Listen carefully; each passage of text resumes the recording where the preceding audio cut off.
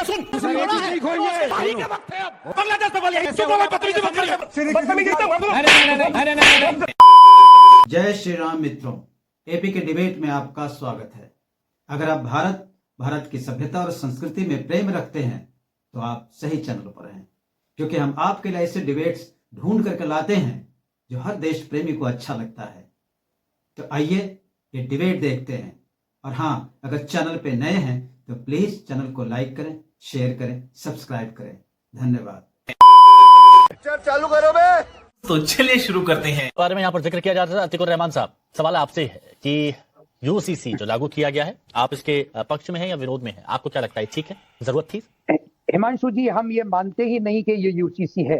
ये सब दोगलापन है। अच्छा, इसमें यूनिफॉर्म सिविल कोड की जो बात करी, यूनिफॉर्मिटी तो है ही नहीं।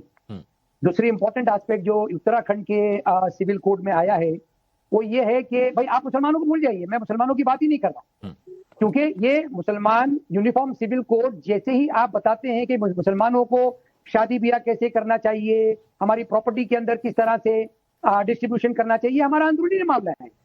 तुम्हारे जैसे लोग इस देश के लिए श्राप है। तो मुसलमान तो इसको कभी भी फेवर करेंगे नहीं।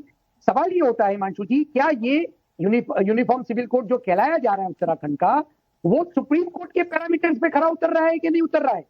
सुप्रीम कोर्ट ने क्लियर गाइडलाइंस दी है कि वी नीड अ यूसीसी जो जेंडर जस्टिस और जेंडर इक्वालिटी पे आधारित है। अब आप बताइए, ऐसा यूसीसी उत्तराखंड में लाया जा रहा है जहां पर युवक और युवती को इन्फॉर्म करना पड़ेगा गवर्नमेंट को कि वो शादी क्यों करना चाहते हैं, कब करना चाहते हैं, कैसे करना चाहते हैं। पेरेंट्स को इन्फॉर्म करना पड़ेगा। क्यों भाई? अगर वो बालिग हैं तो उनकी मर्जी है ना। आप पूरी दुनिया में ऐलान करके शादी क्यों करवाना चाहते हो भाई? ये कैसा यूसीसी है? ट्राइबल्स को बाहर क्यों रखा गया है? नहीं, शादी से जुड़े किसी मसले में कहीं कोई परिवर्तन नहीं। जैसे शादी होती आई है किसी भी धर्म में, वैसे आप कर सकते हैं। माता पिता अगर चाहें संबंध करें। अब ये थोड़ी ना कि सुनो सुनो सुनो मैं इससे शादी करने वाला, ये सारी चीज थोड़ी ना हो रही है उसमें। नहीं, और एक बात से मुझे आपकी आपत्ति, आपने कहा कि अंदरूनी मामला है, कोई किस तरह से कानून को लेकर और उसमें फेवर नहीं करेंगे। तो ये अंदरूनी मामला कहां से आ गया? अगर किसी की शादी, किसी का तलाक, सबको एक जैसा कानून मिलता है तो यहां पर मेरा तेरा क्या? हिमांशु जी, मैंने अंडरलाइनिंग फैक्टर बताया, वो आपने मेंशन नहीं किया। सुप्रीम कोर्ट ने क्लियर गाइडलाइंस दी है कि gender justice and gender equality के बेस पर आप यूसीसी बनाइए।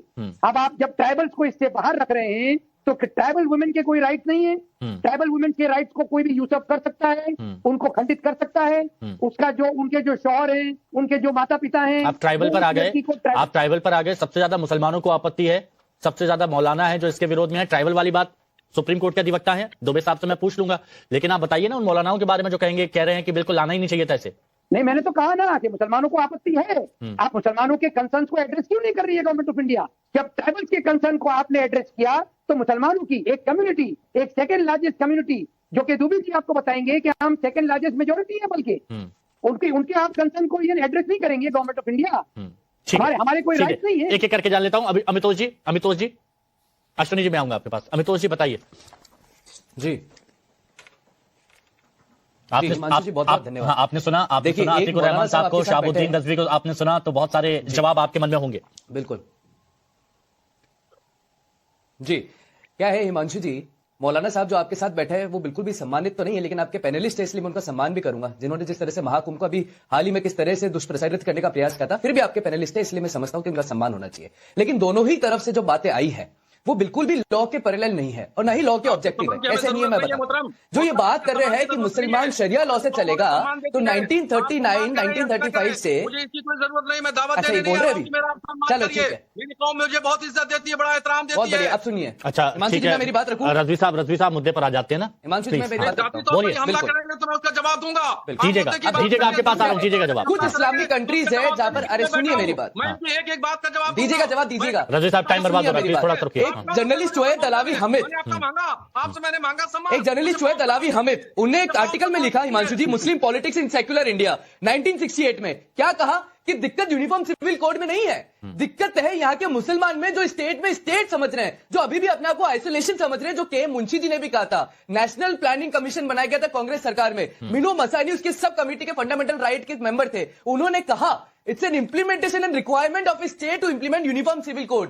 के मुंशी अंबेडकर साहब ने कहा कि यूनिफॉर्म देश तो पहले ही यूनिफॉर्म सिविल कोड से चल रहा है, दिक्कत क्या है? दिक्कत है 1935 तक नॉर्थ वेस्ट फ्रंटियर प्रोविजंस के मेंबर भी हिंदू लॉ से गवर्न होते थे। 1939 में सेंट्रल लेजिस्लेचर आया और उनको करा। अब देखिए क्या कह रहे हैं कि मुस्लिम के अंदर में अगर शरिया के विरुद्ध होगा तो आप यूनिफॉर्म सिविल कोड हम नहीं मानेंगे। तो शरिया क्या संविधान से ऊपर हो गया क्या आपके लिए? आर्टिकल 25 में क्लॉज बी में लिखा है कि कोई भी फ्रीडम ऑफ रिलीजन जो सेक्युलर एक्टिविटी में होगा वो एप्लीकेबल होगा। अब आप टर्की का एग्जांपल देखिए, टूनिशिया कैसे चालू करता हूं हिमांशु जी। टूनिशिया एक मुस्लिम कंट्री है, वहां पे पॉलीगैमी को प्रोहिबिट करा और कहां का section 18 of Tunisia law of personal status के अंदर में। टर्की के अंदर आर्टिकल 74 लाया टर्की सिविल कोड में, वहां पॉलीगैमी को प्रोहिबिट करा गया। और सीरिया के अंदर, मोरक्को के अंदर, इजिप्ट के अंदर, जॉर्डन में, ईरान में, ये सारी मुस्लिम कंट्री इस्लामिक कंट्रीज है। वहां क्या आपका कुरान और मुस्लिम लॉ पर्सनल लॉ इम्यूटेबल नहीं हुआ? लेकिन नेशनल इंटीग्रेशन के लिए पर्सनल लॉ को लाते हुए बैरियर क्रिएट करना मुझे लगता है ये बिल्कुल भी नहीं। और आर्टिकल 45-44 के अंदर में directive principle of state policy में चंद्रचूड़ जस्टिस ने, सल्ला मुद्गल केस ने, आरएम साई ने, शाह बानू केस में